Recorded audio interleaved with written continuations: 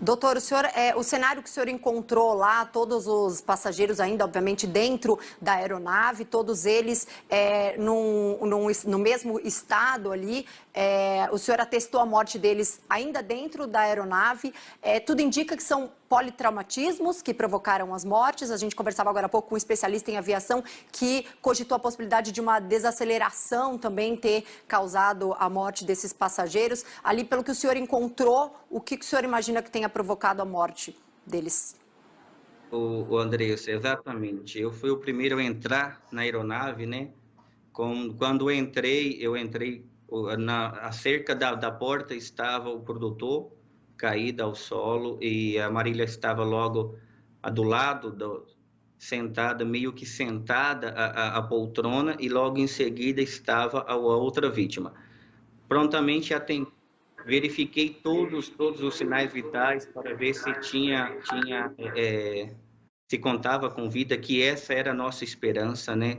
Era só isso que nós queríamos naquele momento, era só isso que queríamos que tivéssemos, mas assim, provavelmente a causa da morte realmente foi politraumatismo. Não se sabe a nave, então assim, se estavam de cintos ou não, eu não sei afirmar para o senhor se esse cinto se rompeu durante a queda, se esse cinto se rompeu durante algum momento. Então, assim, durante o atendimento, quando nós estávamos retirando os corpos, não se observava cinto, mas também não posso afirmar para o senhor se realmente estava ou não. Os corpos estavam, infelizmente, no meio da aeronave mesmo, assim, os três, e mais adiante os dois pilotos, né, que também estava sem sinais vitais, estava sem vida.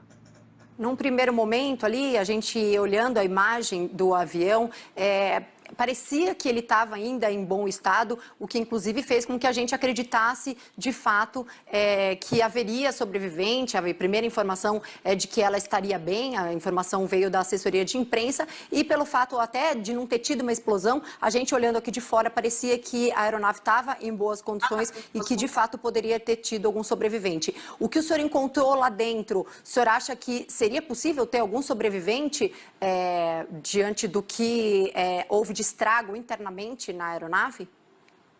Andressa, como mesmo a senhora disse, de antemão, para quem visualizava o local, por um local ser um local de bastante e difícil acesso, realmente a aeronave, nós estamos acostumados com acidente de aeronave, que a aeronave toda se deflagra, se quebra, né? E assim, pelo que estava dentro da aeronave, pela a situação que eu me deparei dentro da aeronave, é quase impossível estar com vida. Assim, a aeronave estava bastante danificada, bastante quebrada, tinha pertences, malas sobre as vítimas. Então, assim, por fora realmente parecia que o estrago não foi tão grande, mas por dentro a aeronave estava bastante danificada. E assim, era muito difícil pelo estado interno da aeronave ter alguém com vida. O senhor citou que está acostumado a fazer resgates em acidentes aéreos e tudo mais. E há testemunhas que dizem que a causa foi realmente bater ali na fiação, na rede elétrica, o que já havia sido alertado por outros pilotos.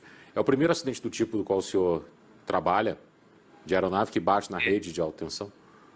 Exatamente. E assim, esse é o primeiro atendimento por essa suspeita de acidente, e não sabíamos até então. Foi a primeira pergunta que eu fiz para o pessoal do Corpo de Bombeiro. A assassina está segura?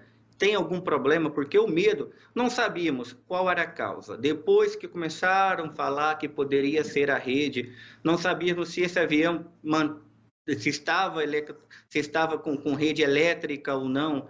Não sabíamos se esse avião ainda tinha alguma pane, ou pela quantidade de combustível que estava caindo e até no local. Então, assim, não se sabe. Realmente foi o primeiro atendimento que eu fiz dessa magnitude, assim, dessa complexidade toda. Dr. Cleiton Carvalho, diretor técnico do SAMU, falando direto de Caratinga sobre os primeiros atendimentos aí a essas vítimas do acidente. Ele que atestou a morte dos passageiros ainda dentro da aeronave e acompanhou depois todo o processo aí de resgate dos corpos. Muito obrigado pela sua participação. Bom trabalho para o senhor.